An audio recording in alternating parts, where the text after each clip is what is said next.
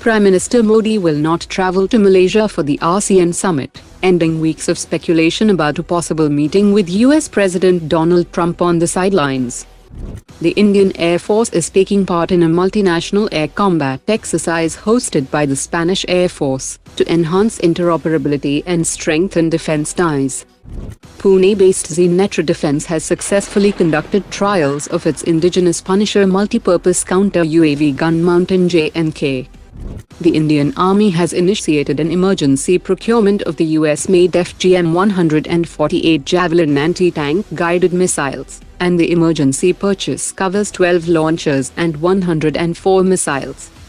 Bangalore-based Prime Toolings has developed the first prototype of India's indigenous detonation engine, designed for next-generation missile systems.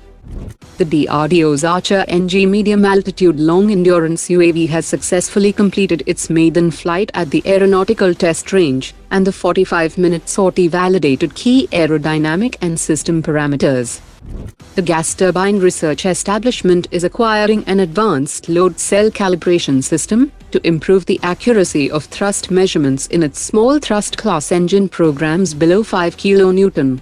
This development will directly benefit the indigenous technology cruise missile program, which uses the Manic small turbofan engine, enhancing its overall performance, validation and reliability. The Indian Army has signed a 2,700 crore rupees contract with Bharat Forge and Adani Defense for the supply of 425,000 close-quarter battle carbines. The order has been split in 60-40 ratio, which means 2.5 lakh Bharat 5.56mm carbines will be supplied by Bharat Forge, and the remaining 1.7 lakh JEET carbines by Adani PLR Systems, which is a license-produced Israeli Galilease carbine.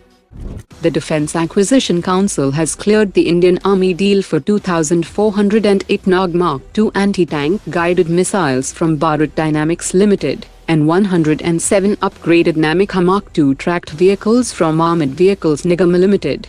The 7 km range Nag Mark II is a third-generation fire-and-forget missile that successfully completed trials at Pokhran in January this year, while the upgraded Namik Mark II launcher was also validated during the tests.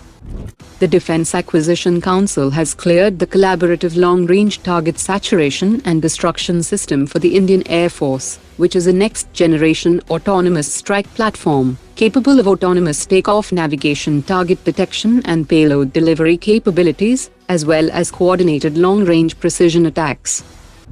After the Ministry of Defense returned the Indian Air Force's 114 MRFA fighter jets proposal for revisions and clarifications, citing insufficient detail on local manufacturing and technology transfer, the Defense Ministry has now mandated at least 75% indigenous content.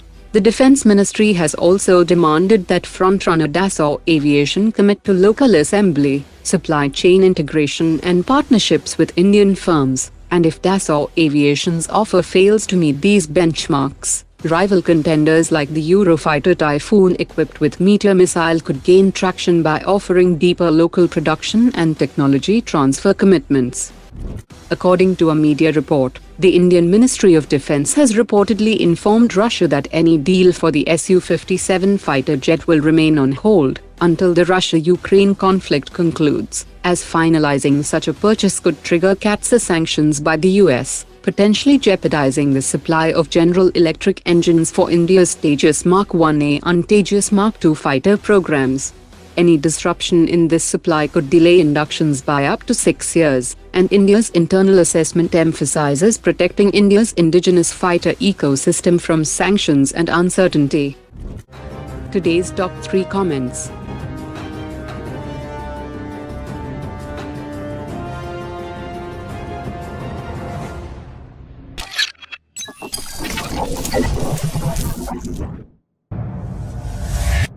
Omar dropped it.